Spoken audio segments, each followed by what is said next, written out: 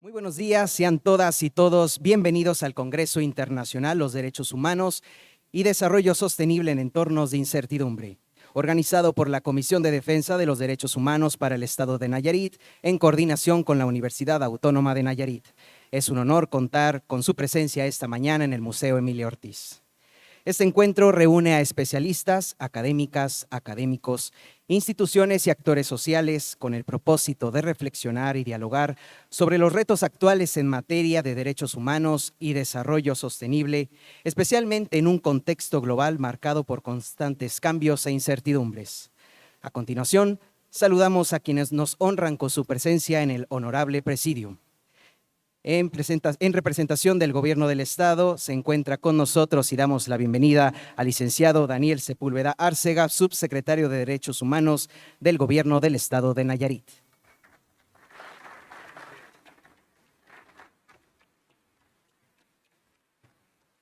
Saludamos con mucho gusto al licenciado Ramira Ávila Carrillo, magistrado del Tribunal Superior de Justicia de Nayarit, en representación del magistrado presidente del Tribunal de Nayarit, Edgar Román Salazar Carrillo.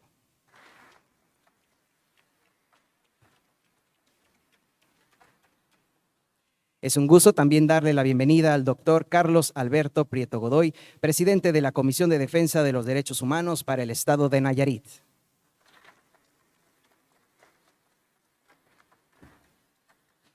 De la misma forma, saludamos con mucho gusto la presencia de autoridades y representantes de los 3 niveles de gobierno: municipal, estatal y federal, así como de los medios de comunicación. Para dar inicio a nuestro programa, cedemos el uso de la voz al doctor Carlos Alberto Prieto Godoy, presidente de la Comisión de Defensa de los Derechos Humanos para el Estado de Nayarit, quien nos brindará unas palabras de bienvenida y la exposición de motivos.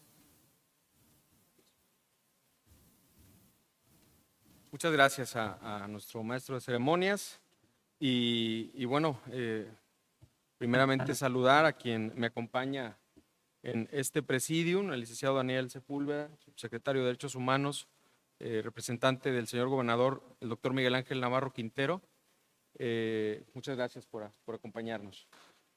Muchas gracias también al magistrado Ramiro Ávila Castillo, en representación del maestro Edgar Román Salazar Carrillo, magistrado presidente del Tribunal Superior de Justicia del Estado de Nayarit. También quiero agradecer a los funcionarios, funcionarias que nos acompañan, representantes de alcaldes, de alcaldesas del Estado de Nayarit, a quienes les envío un afectuoso saludo desde este recinto. Y por supuesto quiero agradecer al equipo de la Comisión de Defensa de Derechos Humanos para el Estado de Nayarit, quien en coordinación con la Universidad Autónoma de Nayarit han hecho posible este evento, y en ese sentido al coordinador por parte de la universidad, al doctor Antonio Serrano. Muchas gracias, doctor, por acompañarnos. Al doctor Miguel Salcedo por parte de la Secretaría Ejecutiva. Por supuesto, a todos los miembros de la Comisión de Defensa de Derechos Humanos para el Estado de Nayarit, quienes han estado bueno, pues haciendo posible en este bonito escenario y ad hoc escenario con temas de sustentabilidad, de desarrollo, que muchas veces nos plantean panoramas complicados en torno a el desarrollo político-económico que los estados de manera natural tienen que transitar, y que las inconsistencias pues nos dan para mucho, ¿no? Saludo con mucho gusto a la titular del órgano interno de la comisión también, al licenciado Lourdes, y bueno, todo el equipo. Muchas gracias, medios de comunicación, gracias por atender el llamado, y sobre todo, no menos importante, es la presencia del público que nos acompaña y que nos sigue en medios de comunicación, a quienes pues este evento se dirige, ¿no? Este evento trata de, digamos, crear espacios oportunos para el debate, para la reflexión, y es un evento que año con año la Comisión de Derechos Humanos para el Estado de Nayarit consigue celebrar, precisamente para propiciar esos espacios de diálogo. Como ustedes saben, los objetivos de desarrollo sostenible, de desarrollo sustentable, pues son amplios, son ejes en donde caben perspectivas de todo tipo, y las personas que se convocan a este foro también son expertos desde diferentes disciplinas, y eso esperamos nos pueda dar como resultado pues un producto de análisis profundo que luego pueda traducirse en luces, que luego pueda traducirse en herramientas para quienes configuran políticas públicas o toman decisiones administrativas o de cualquier otra naturaleza para el desarrollo del Estado, pues tengan más herramientas y sean decisiones que en efecto encuentren esa sinergia entre el desarrollo sostenible, entre el desarrollo económico, que por supuesto también es muy importante, y los derechos humanos. Entonces, ese aditamento, esa sustancia aditiva que logre,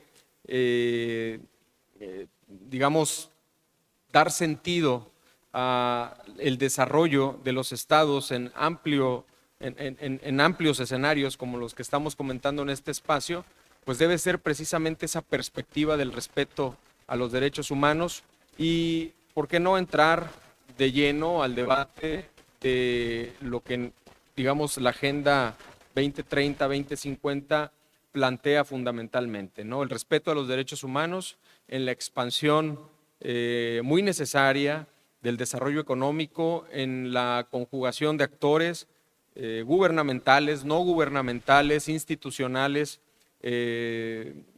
particulares, que se conviertan en factores precisamente de desarrollo.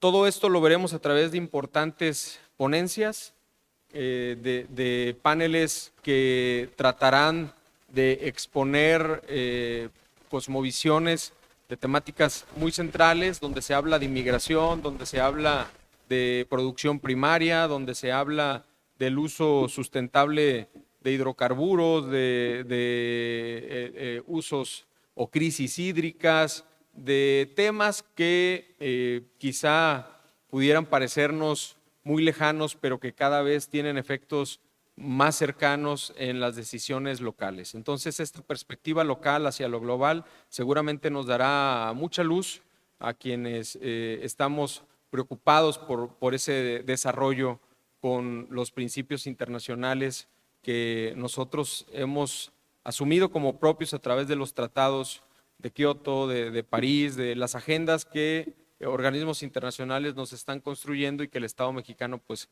es parte. Por todo eso, pues agradezco la presencia de todas, todos y todes. Desde aquí envío mi agradecimiento para todas las personas que nos siguen, todas las personas que están aquí presentes y no extiendo más el agradecimiento. Muchas gracias por acompañarnos el día de hoy.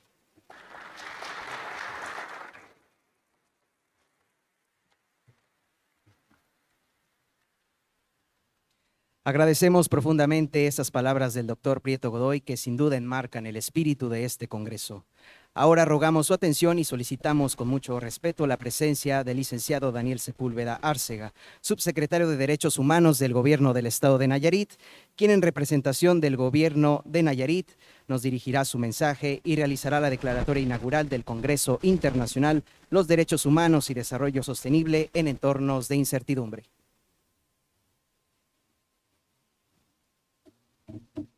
Les saludo a cada uno con mucho afecto esta mañana y reciban un saludo del señor gobernador, el doctor Miguel Ángel Navarro Quintero, nuestra secretaria general de gobierno, la doctora Rocío, y felicitarles por estar en este tiempo, aquí en este día tan especial de este evento tan importante como lo es este Congreso Internacional. Pero no quiero dejar por un lado el hecho de felicitar al doctor Prieto Godoy. Hemos trabajado muy juntos en este año, último año del gobierno del doctor Miguel Ángel Navarro Quintero, y he visto el esfuerzo que han estado haciendo para llevar adelante cada evento, y es con excelencia la manera en que lo han estado haciendo. Como el doctor Miguel ha estado acompañándonos en diferentes eventos. Ahorita está el evento que tenemos de capacitación en cuanto a un diplomado ahí en desarrollo sustentable, se está llevando adelante, y gracias al apoyo que ellos han estado ofreciendo para llevarlo adelante. A todos los funcionarios del gobierno del estado es este diplomado. Decirles que este día de importancia es previo sencillamente al día 10 de este próximo mes de diciembre, donde se celebra el Día Internacional de los Derechos Humanos. Estamos celebrando entonces a partir del día 10, 75 aniversario de haberse pues llevado adelante esta proclamación de los derechos humanos, que es un punto importantísimo para toda la humanidad. Si no conocemos los derechos humanos, estamos perdiéndonos de mucho.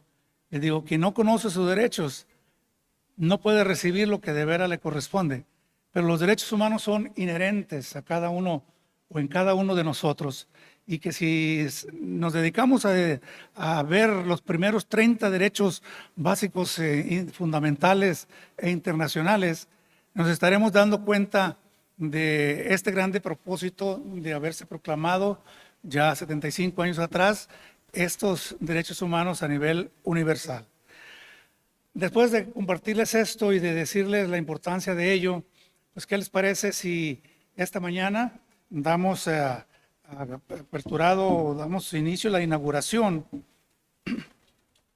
de este Congreso Internacional de Derechos Humanos en el Desarrollo Sustentable, y siendo las 10:32, damos por inaugurado este magnífico evento.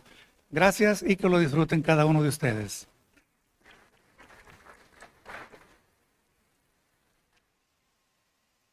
El Congreso Internacional Los Derechos Humanos y Desarrollo Sostenible en Entornos de Incertidumbre abordará temas fundamentales sobre derechos humanos, gobernanza, políticas públicas y el papel de las comunidades frente a los nuevos desafíos globales.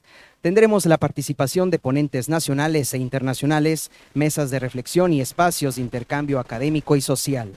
En ese sentido, estamos listos para recibir a nuestro primer invitado especial y le reiteramos la bienvenida al doctor Marco Antonio Tinoco Álvarez, expresidente de la Comisión de Defensa de los Derechos Humanos del Estado de Michoacán, quien desarrollará la conferencia inaugural. Para introducirnos en esta reflexión, es un honor presentar a un especialista cuya trayectoria respalda ampliamente su voz y pensamiento. El doctor Marco Antonio Tinoco Álvarez es un jurista y académico con más de 3 décadas dedicadas al estudio, la enseñanza y la transformación del sistema de justicia en nuestro país. Es licenciado en Derecho, maestro en Ciencias por el Instituto Politécnico Nacional y doctor en Ciencias y Derecho, este último con mención honorífica, por el Centro de Investigación y Desarrollo del Estado de Michoacán. Ha sido integrante del Sistema Nacional de Investigadores y evaluador acreditado del CONACYT. Además, forma parte de diversas academias nacionales e internacionales, destacando su labor como secretario de la Ilustre Academia Iberoamericana de Doctores. En el ámbito académico, es profesor e investigador de tiempo completo en la Universidad de Michoacán de San Nicolás de Hidalgo, así como docente del Tecnológico de Monterrey. Su trabajo combina visión academia, experiencia institucional y un profundo compromiso con la justicia. Es un enorme gusto y cedo el uso de la palabra al doctor Marco Antonio Tinoco Álvarez.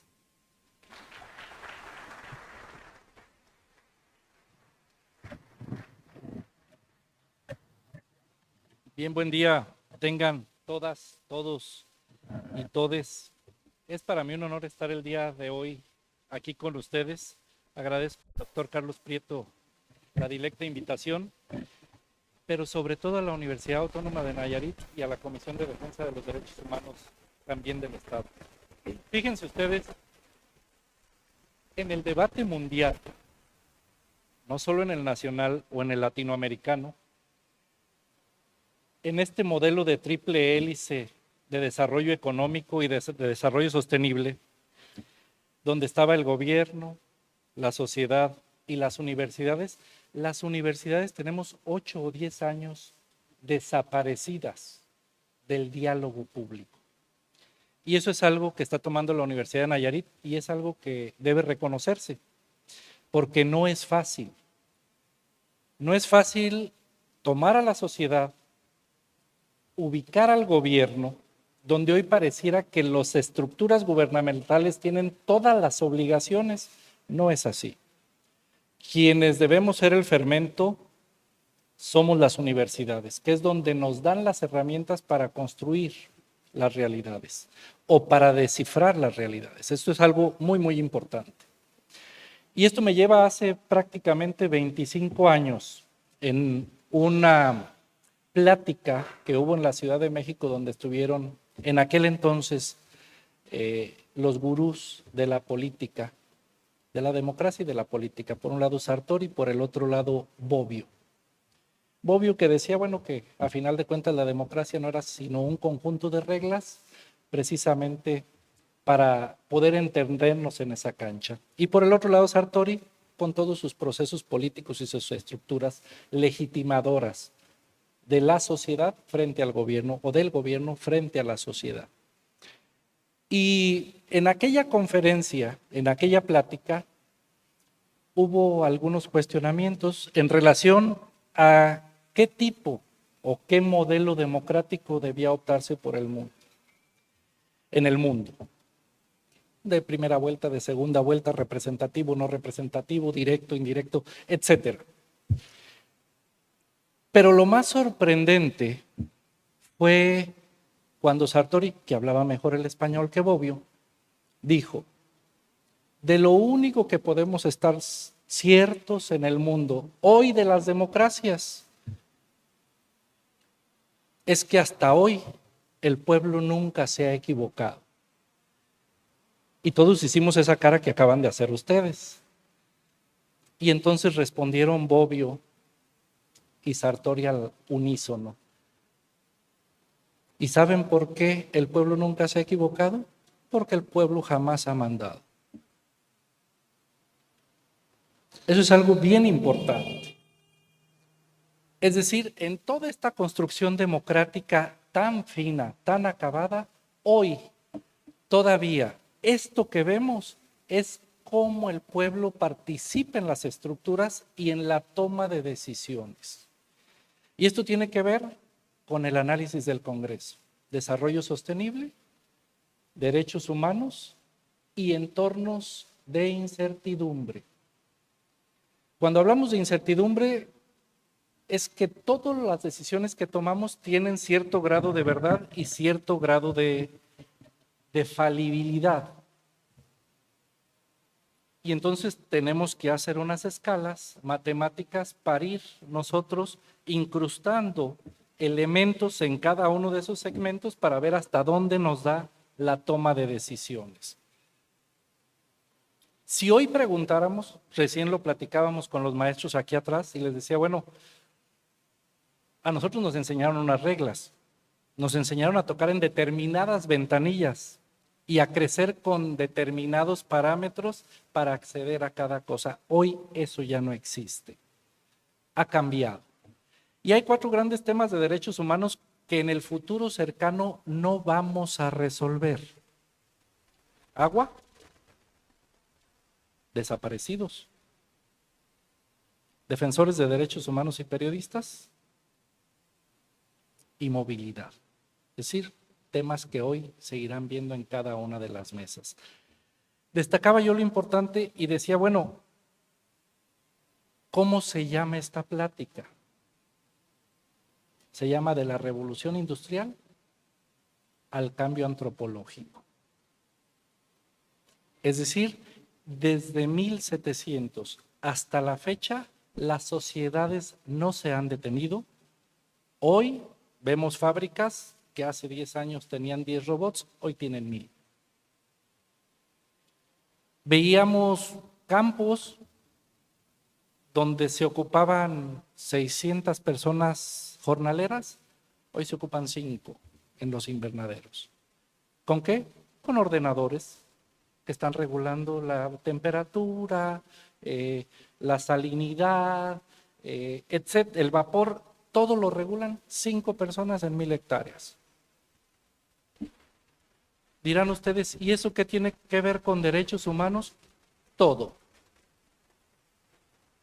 Absolutamente todo. Seguridad social, acceso a la educación, acceso a los servicios públicos. Acceso al trabajo. Que el trabajo no solo es un derecho, es un deber social. Por lo menos así dice mi Constitución. Y entonces, ¿qué hemos hecho los estados hasta hoy? Nada. Hoy vemos en Estados Unidos y Canadá a una marca de un celular donde los jóvenes menores a 17 años ya no necesitan amigos. Ya tienen un amigo el que ellos quieren o la que ellos quieren. Porque es un amigo perfecto. Trabaja con un algoritmo, no me hace enojar. No me pide de comer. No me dice que le invite al cine. Es más, le apago cuando quiero. Si esto no es un cambio social, entonces díganme a dónde vamos. Decía Emmanuel Macron en relación con esta inteligencia artificial, que tenemos que prepararnos precisamente, se lo robé a él, para un cambio antropológico. El ser humano hoy es otro. Y lo dicen los sociólogos. Hoy las personas de 35 hacia abajo no tienen sentido de vida, no tienen sentido de pertenencia y por lo tanto carecen de objetivos. El poder público o político o la institución que logre aglutinar estas tres cosas generará en este segmento de votantes la posibilidad de su triunfo. Ahí es donde está. Pero ¿y después qué? ¿Cómo vamos a garantizarle seguridad social? Aquella seguridad social que nos enseñaron en las aulas. Es decir, que permite ser felices, viajar, hacer deporte, tener actividades lúdicas por la tarde. No solo el servicio de no enfermedad, porque ni siquiera es de salud. Hoy esos sistemas han venido reduciéndose a garantizar la no enfermedad, porque ni siquiera son de salud, no dan clases de nutriología, etcétera, etcétera. ¿Y dónde estamos parados nosotros, los seres humanos, y particularmente los docentes? Que esta es otra cosa.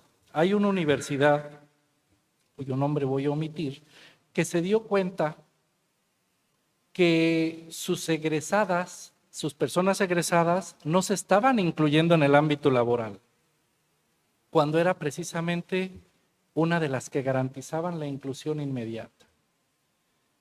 Y dijeron, ay caray, es que no les estamos dando las herramientas que necesitan en la calle, los estamos generando en probeta. Y luego hicieron un análisis y dijeron, ay caray, no son las personas alumnas. Y entonces mandaron a los profesores a internships. ¿En qué? En estos veranos, porque se dieron cuenta que muchos de nosotros, quienes somos esta gran tendencia de tener profesores de tiempo completo, nos hacía estar muy lejanos a lo que sucedía en la realidad. Y el comentario de un mercadólogo fue, mi primer choque fue cultural, porque llegué a Urrea y toda la administración eran mujeres, y mujeres menores de 34 años, y él ya de más de 50. Entonces, ¿qué es lo que tenemos que hacer? No lo sé. ¿Por qué? Porque también la prueba PISA nos da datos alarmantes en México y hasta América Latina, casi hasta la mitad de América Latina. Estamos perdiendo cada 10 años el 20% de conocimientos. Es decir, 50 años nos hacen no saber lo de la generación de hace 50 años. Un 60 de 2010 es un 100 hoy en 2025. Esto es alarmante, porque quiere decir que entonces ¿dónde están yéndose esos contenidos? Inclusive con la misma planta docente, no necesariamente requiere ser otra planta docente, porque la prueba PISA se está haciendo segmentada en varios espacios. Entonces, ¿hacia dónde va el cambio antropológico? ¿A qué aspira hoy una joven o un joven de 20 años? ¿A qué aspiramos nosotros, los que ya pasamos los 40? ¿Es adecuado lo que estamos enseñando en las aulas o el aula nos quedó pequeña?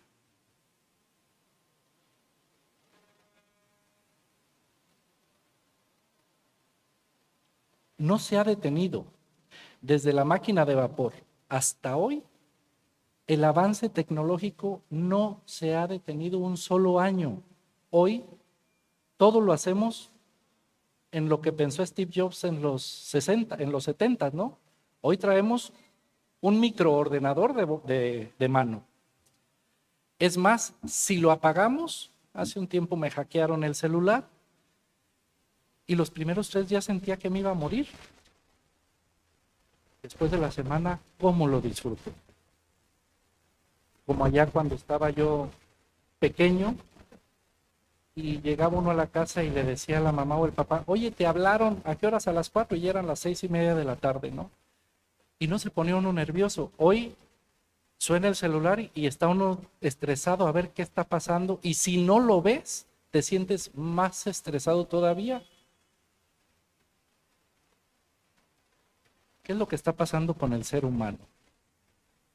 Pero lo más grave, ¿dónde están las regulaciones estatales? Eso sí nos corresponde a nosotros los abogados. Si ustedes ven en robótica, lo único que van a encontrar son 2 normas ISO para garantizar que los robots funcionen bien. Y si van a inteligencia artificial, van a ver algo que se está trabajando en la Comunidad Europea, que no sé cuándo se apruebe ni cómo salga, pero no tenemos. Y si venimos a México y vamos a la Ley Federal del Trabajo o a cualquier acuerdo de la Secretaría del Trabajo y Previsión Social, vamos a encontrar solo una reforma de hace un año, si no mal recuerdo, donde se garantiza a los trabajadores de estas empresas tecnológicas de algoritmos X cantidad de cosas, pero hoy por hoy no hay una limitación tecnológica. Es decir, podemos ser sustituidos. ¿Bajo qué esquema? ¿Con qué riesgo? ¿Bajo qué parámetro de actividad económica?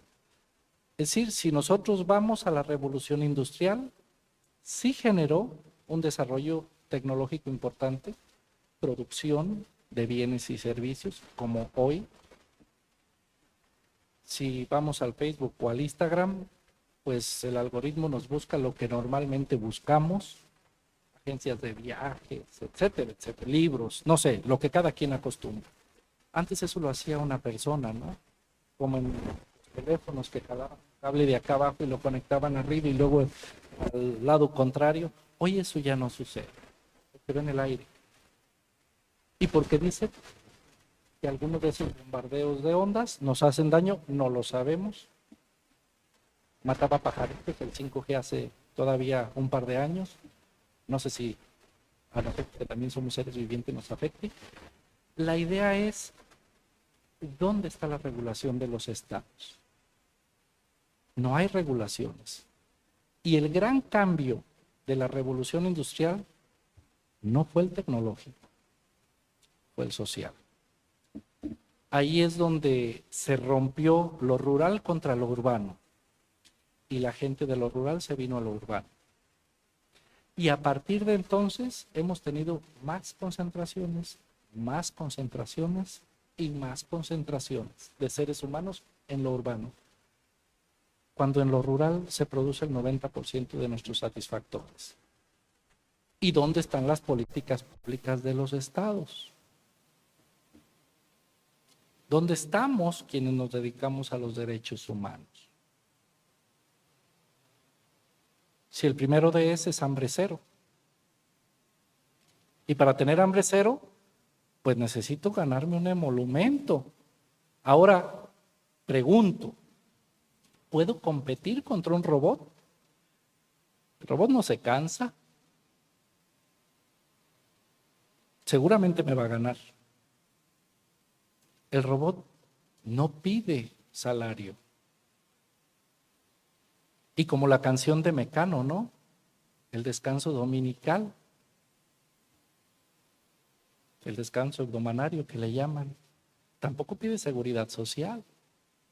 Ojo, no paga impuestos sobre la renta. Tampoco IVA, porque no va a comprar aquí a la tienda de conveniencia nada. Lo único que necesita es luz y un ordenador que le permita estar las 24/7. Si este no es un problema, si no es una temática de derechos humanos, entonces díganme que lo es. Porque no vamos a poder competir contra los cyborgs de Terminator. Recuerden cómo venían del futuro y del pasado y se mataban entre ellos y había alguien a quien tenían que matar para que no reviviera en el pasado y no se replicara en el futuro. Que también pudieran decir, bueno, ya se volvió loco. No, en teoría ya se puede hacer estos círculos de gusano que se juntan desde hace 15 años. ¿Y cómo vamos a resolver esto? Bueno, pues precisamente para ello es esta reunión, para que nosotros veamos en este cambio social, en este cambio donde nació en 1700 lo rural y lo urbano y esa separación, donde nació la burguesía y, ojo, gran parte de los derechos humanos, porque la burguesía no eran los ricos, eran los zapateros, los carpinteros que reclamaban libertades. Su primera libertad al trabajo, la segunda protección a la propiedad, a la seguridad jurídica. Y ahí fueron todas las libertades que hoy conocemos como derechos humanos, nacen en la Revolución Industrial, se desarrollan normativamente después en el Código Napoleónico y en otros códigos, pero este régimen de libertades donde hago lo que me da la gana cuando me da la gana, siempre cuando no daña a un tercero o a una persona tercera, nació en la burguesía, a través de este régimen de cambios constantes económicos y tecnológicos, pero que no hemos tenido ni a los sociólogos ni a los antropólogos que nos estén diciendo qué sucede en las tripas de la sociedad. Si las universidades y las comisiones de derechos humanos, que es el agradecimiento que yo di desde el principio, no le entramos, difícilmente el poder público o la sociedad le va a entrar porque no estamos entendiendo hacia dónde vamos, ni con qué herramientas, ni en qué tren. ¿Hay que legislar? Seguramente. ¿Hay que limitar? No lo sé. Pero lo cierto es que tenemos ahí una competencia que es una competencia desleal, porque a nosotros el Estado sí nos cobra impuestos sobre la renta, IVA, seguridad social, y a los robots no, ni a la inteligencia artificial. Ellos viven en su casa y no pagan renta. No sé si debiera ser como el alcohol y los derivados del petróleo y que debieran pagar como en la ley de producción y servicios, no lo sé. Hay quien lo quiere solucionar todo con el derecho penal, ¿no? Con el alto punitivismo. Debe ser muy rudo para un robot estar en la cárcel. Imagínense lo difícil emocional que debe ser para un robot estar tras las rejas, ¿no? Entonces, ¿cómo lo vamos a resolver? Es algo que tenemos que ir platicando y yo celebro mucho estos espacios de diálogo donde en la realidad estamos viendo hacia dónde caminar y como conclusión pudiera decir dos cosas. ¿Nos falta normatividad? Sí. ¿Nos falta más profundidad en los gobiernos? ¿Intención en la sociedad? Y acción en las universidades. ¿Para qué? Para iniciar estos diálogos. Necesitamos emitir normatividad, sin duda. ¿Cuál? No sé. Si tenga que ser fiscal, si tenga que ser financiera, si tengan que ser limitaciones. Hoy escuchaba y decían, es que hay una crisis hídrica y hay una crisis de alimentos en el mundo. No es cierto. Desperdiciamos más de la mitad de la cantidad de alimentos que consumimos por una cuestión de condición y de que no llega a los lugares. Y el agua tenemos mucha. Israel gasta 1 litro por metro cuadrado. Nosotros la regamos todavía rodada y gastamos casi 120 litros por metro cuadrado. Entonces es un problema de tecnificación, pero esa tecnificación, ¿cómo la vamos a ir logrando? ¿Con personal, sin personal? ¿De qué manera lo vamos a hacer? También nuestra población mundial en los últimos 30 años ha crecido de manera impresionante. Es algo que tenemos que dialogar, que platicar, si vamos a ir hacia la planificación familiar, si no, o en qué condiciones, porque si seguimos creciendo esa tasa, no habrá sistema y no habrá ninguna estructura que alcance. Por eso nuestro cambio antropológico, ¿no? Por eso la revolución industrial no se ha detenido. Y por eso, como decía Bobbio y Sartori, el pueblo nunca se ha equivocado.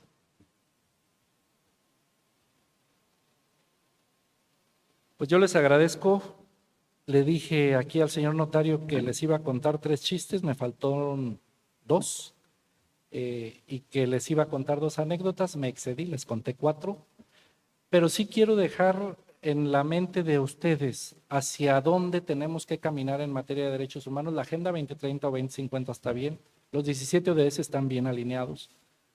Sin embargo, nuestra agenda pública, nuestra agenda de gobierno, nuestras políticas públicas tienen grandes huecos que todavía necesitan empezar a escribirse. Y de ahí mi agradecimiento a la Universidad Autónoma de Nayarit, que yo no había visto un foro similar a este, igual a la Comisión de Defensa de Derechos Humanos de Nayarit, por iniciar el diálogo nacional, no sobre derechos humanos, no sobre sostenibilidad, no sobre entornos de incertidumbre, sino sobre el cambio, el gran cambio social que necesitamos. Y esto, ¿cómo nos va a impactar? No solo en lo normativo, sino en la cohesión social. Eso es algo bien importante. ¿Cómo vamos a caminar? La respuesta está ahí, universidades, sociedad y gobierno, no hay otra forma. ¿Hacia dónde y con qué herramientas? Pues las iremos construyendo en el camino. Solo me resta agradecerles el tiempo, la atención y la intención. Que tengan ustedes muy buena y provechosa tarde, mañana y todo el día de construcción de este diálogo que espero sea permanente.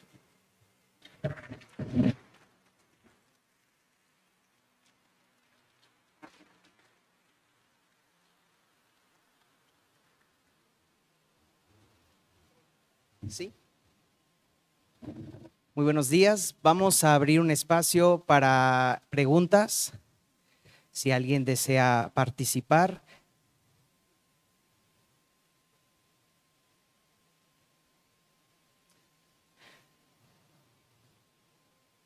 Muy bien.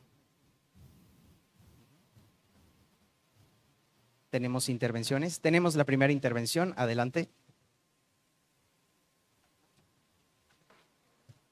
Sí, buenos días. Mire, he escuchado atentamente dentro de lo que cabe, lo que ha comentado, porque es un fenómeno que actualmente se antañe.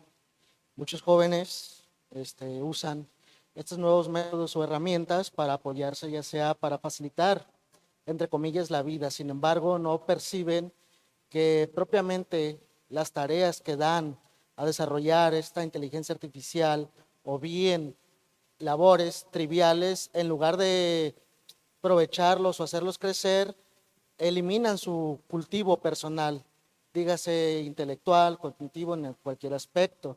Aquí lamentablemente dentro de lo que usted comenta, Sí es cierto que no pagan IVA, no pagan absolutamente nada, no es un ser obviamente biológico, por ende no posee las limitaciones que nosotros, seres orgánicos, pues tenemos, ¿verdad? Es difícil, entiendo, y más que una pregunta, creo que es un razonamiento que me ha hecho tener un ápice de luz, porque sí he estado analizando este tema, porque también hubo un desastre reciente en la localidad en la que represento por las lluvias que hubo, dentro de los cuales pues mi celular se averió. Estuve sin un mes, sin móvil, y sí, también fue difícil. Y es cuando entras en razón de que práctica y literalmente el humano o el individuo no es más que un esclavo, básicamente dependiente de este ente tecnológico, porque cibernético a veces no siento que sea correcto llamarlo así, porque ya algunas inteligencias artificiales suelen ser independientes, puesto que de la conexión que puede haber a la red. Es cierto que es una competencia totalmente injusta para nosotros, seres orgánicos que tendemos a olvidar, que nos cuesta largos periodos aprender, asimilar, que cometemos errores, tenemos fatigas, y aún así con el caro pagamos impuestos en todo, desde que cobramos, disculpe, nuestro salario, el ISR, hasta cuando queremos pagar con ese salario algún producto o bien insumo. Yo creo que esto deviene, salvo que esté todavía incorrecto a mi precario conocimiento, esto obedece principalmente a un entorno que prioriza la producción en base a nuestro sistema capitalista, al cual no estoy en contra, tal es así que pues lo disfruto mediante la adquisición de bienes y servicios. Yo creo que va enfocado a que lamentablemente se ha hecho a un lado nuestros derechos, nuestras prioridades humanas objetivas, como lo es tener una vida dentro de lo que cabe más digna. Es cierto su noción, su idea de que alimento hay más que suficiente, ya ha quedado demostrado cuáles como sobran determinados productos perecederos en tiendas departamentales, como dígase supermercados, por no mencionar marcas, ¿verdad? Mi pregunta sería, aterrizándola después de esto, si un ente técnico, por no decir cibernético, un ente técnico no posee realmente limitación alguna, nos rebasa en conocimiento, en durabilidad y puede ser omnisciente, hablando del conocimiento, siempre y cuando lo permitamos, lo cual le hemos dado rienda suelta.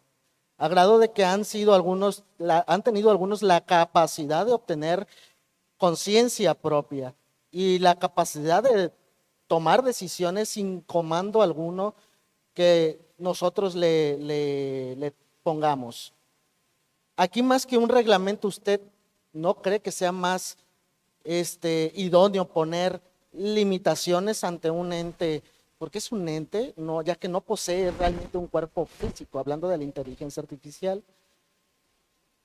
Ponerle limitaciones sin que con ello argumenten instituciones, producciones o empresas la limitación del avance humano, porque también habría que preguntarse qué es realmente el avance humano.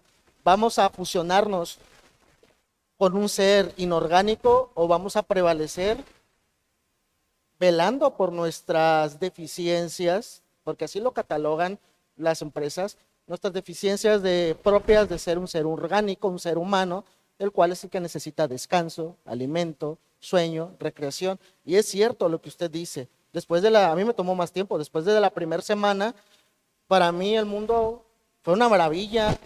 Nunca volteo a ver el cielo, veo el cielo, admiré más las nubes, todo, o sea, realmente les invito, suena algo muy trivial, algo muy pedagógico este concepto que voy a dar. Hablo de pedagogía por los niños. ¿Por qué? Porque los que tienen hijos, es algo muy trillado, muy conocido, y a pesar lo siguen haciendo, para que no molesten niños a la tablet, el celular y demás. pero lo privas esto sonará más filosófico, de lo bello que literalmente es esta existencia, porque aunque tengas hambre, te esté yendo de la patada, tengas un mal día, te das cuenta de muchas cosas que te estás perdiendo por estar aquí, en este pequeño cuadro. Sí, es una maravillosa herramienta. Sin embargo, aquí hay un detalle, también una discrepancia mía. O es una herramienta o un objeto esclavizante. Yo desde que ese fenómeno, ese pequeño, pues sí, fenómeno que tuve, o sea, esta pequeña situación, mis celulares los cargo en silencio para no recaer, ¿verdad? Sí, hay llamadas que me hace mi jefa porque vengo a representar mi municipio y ya lo contesto en su momento y no hay consecuencia, créanme, no es de que, oye, te estuve hablando y a los 5 minutos, no, tuviste 5 minutos para responderme. Entonces, ¿qué es? ¿Una herramienta o un grillete que tenemos hacia nuestro patrón? Hay que también, yo creo, tener ciertos derechos, dárnoslos nosotros mismos. Aterrizando nuevamente, me desvío bastante, una disculpa. ¿Qué sería lo ideal? ¿Un reglamento o una limitación? Y como humanidad, porque estamos hablando de los derechos humanos, tanto como municipio, claro, como humanidad, ser fuertes o ceder ante estas facilidades. ¿Qué sería lo ideal para usted? ¿Derechos o limitaciones ante este órgano? Es una pregunta complicada. ¿Debemos tener regulaciones? Sí. ¿Cómo? No lo sé. Que defendemos los derechos humanos, pues defendemos las libertades a ultranza y hasta los límites. Si usted quiere estar y dormir con su celular y casarse con su celular, está bien. ¿Dónde es donde el Estado tendrá que tener intervención? En infancias, en adultos mayores, como en Corea. En Corea no les permiten en las escuelas los celulares ni las tabletas. Obviamente hay un corte para la pornografía, ni los adultos. Entonces, habría que explorar hacia dónde debemos ir, o si como aquí una niña o un niño o niña de 7 años tiene su celular abierto a donde sea, inclusive en las redes públicas. A esas regulaciones me refiero yo. 2, hay algo que ya no expliqué, porque también hay compañeras y compañeros que intervendrán. Cuando usted interactúa con el celular, lo único que lo hace sentir bien es el peligro o la tentación, porque su cuerpo solo secreta adrenalina y noradrenalina. Usted en el celular no puede sentir amor, no puede sentir placer, no puede sentir cansancio. Y su cerebro queda impedido de secretar serotonina, dopamina y endorfinas. Hace un par de semanas entré a dar una plática que no tenía prevista. Me dijeron, pásate y habla, y siempre que me dicen, pues yo respondo a la primera provocación. Aunque no sepa ni de qué estoy hablando. Y entonces me habló de la parte de atrás una compañera maestra. Marquito, ¿cómo estás? Ay, Susi, ¿cómo estás? Y fui, nos besamos y nos abrazamos y tal. Así nos llevábamos en aquel tiempo y así nos seguimos llevando hoy. También el enojo no lo reprimo y suelo tener un caballo que se llama cólera y a veces monto en él. Y eso también produce determinadas hormonas.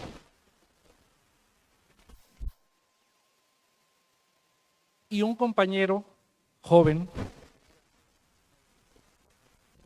me preguntaba, oiga, profe, fíjese que esto. Le dije, mire, usted y yo, y usted y la compañera maestra, porque ya que estaba ahí le dije, hombre, pásate tú. nunca vamos a ser. Porque usted cada que abraza a la compañera que tiene al lado, cada que se pelea con ella. No, pues nunca. Le dije, no, porque son los amigos perfectos, si se caen mal no se hablan y se bloquean en el celular.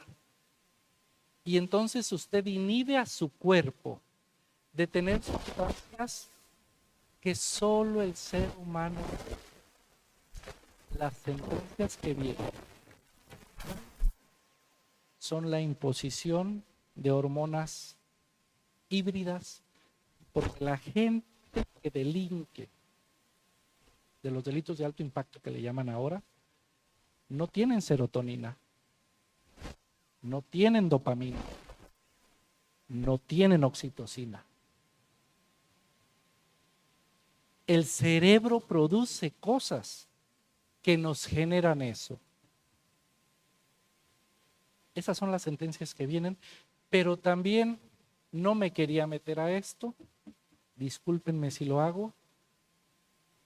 En 2040 seremos un mundo de adictos, porque estamos dejando de producir, gracias a la tecnología, toda esta serie de hormonas que nos permiten vivir alegres. ¿Por qué? Porque vamos a ser una sociedad postindustrial dedicados a la tecnología que nos inhibe la producción, que no nos vamos a dar abrazos, no nos vamos a pelear, no vamos a tener el exceso de cortisol del que hablaba hace un rato. Entonces, vamos a estar inhibidos de todo esto. Y vamos a depender, si no de las hormonas hibridadas o no naturales, sí de otras sustancias adictivas que cada que las inhalamos, nos las inyectamos o las fumamos, nos dan un shot de serotonina o de dopamina. Todo esto lo produce el cuerpo, si nosotros le damos los estímulos que requiere. Este es un caso de salud pública que todavía no vemos, pero si nosotros nos damos cuenta, en los hogares públicos de acogida hemos aumentado casi un 300% en los últimos 4 años. Y no solo de personas de infancias y adolescencias que estén en situación de calle, también de personas de clase media. Y 2, los hogares de día de adultos mayores. Y 3, todo lo que nosotros conocemos como anexos. Vean cómo estábamos hace 10 años y cómo tenemos las poblaciones ahora manejadas por quién sabe quién, que no tiene ni idea del tratamiento bioquímico de las personas que están ahí. No quería yo entrar hasta allá. ¿Qué regulaciones? Tendría que haber algunas limitaciones en determinados segmentos. Tendría que haber cobros en otros segmentos. Tendría que haber cárcel en otros segmentos.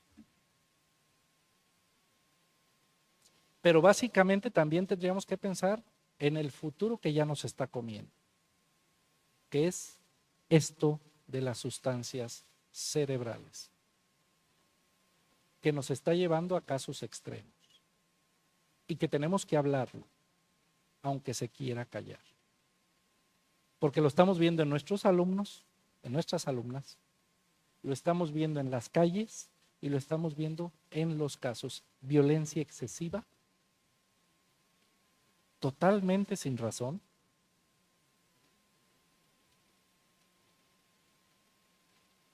Amor excesivo, innecesario, totalmente irracional. Y así sucesivamente estamos en los extremos, cayendo en los extremos. ¿Por qué? Por lo que yo decía de la sociedad.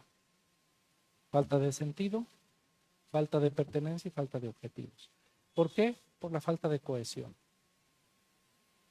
Estamos hechos para tocarnos las unas a los otros, no para estar lejos. Así estamos construidos y así están construidos los tratados internacionales y también las constituciones, son antropocéntricas. Por eso hablaba yo del cambio antropológico. ¿Cómo tenemos que reconceptualizar ese ser humano? No lo sé. Pero sí es un debate que necesitamos iniciar y por eso mi agradecimiento a la Universidad Autónoma de Nayarit, a la Comisión de Defensa de los Derechos Humanos de Nayarit, al cuerpo académico y a las y los compañeros que están reunidos y seguramente hablarán de temas más importantes que el de su servidor.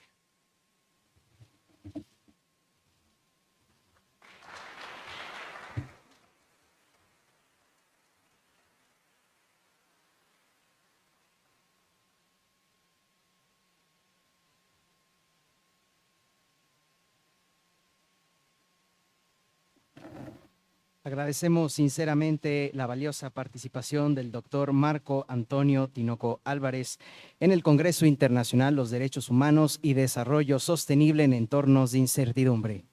Al mismo tiempo, le extendemos una cordial invitación para acudir a la entrega de su reconocimiento.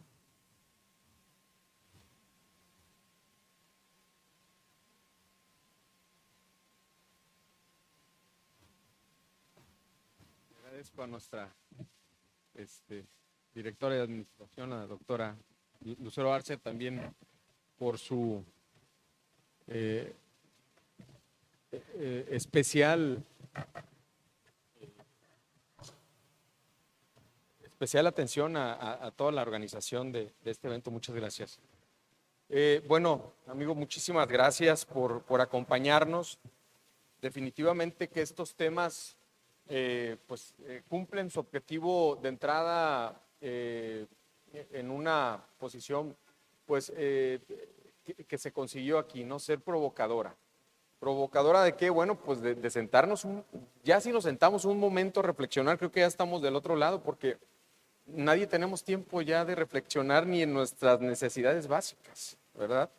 Entonces, el pensar en el contexto global desde lo local, muchas veces pues es un reto importante. Nos deja aquí el doctor Marco Antonio Tinoco Álvarez pues mucho en qué pensar. No queremos que nos vayamos todos con crisis existenciales, no es el propósito, pero sí detenernos un momento a analizar el rumbo del desarrollo humano en todos los sentidos, que es el propósito de este Congreso. La visión multidisciplinar precisamente obliga a que veamos de manera holística el desarrollo desde lo local a lo global y con todos esos elementos. Entonces, gracias, doctor, por aportarnos eso con mucha humildad.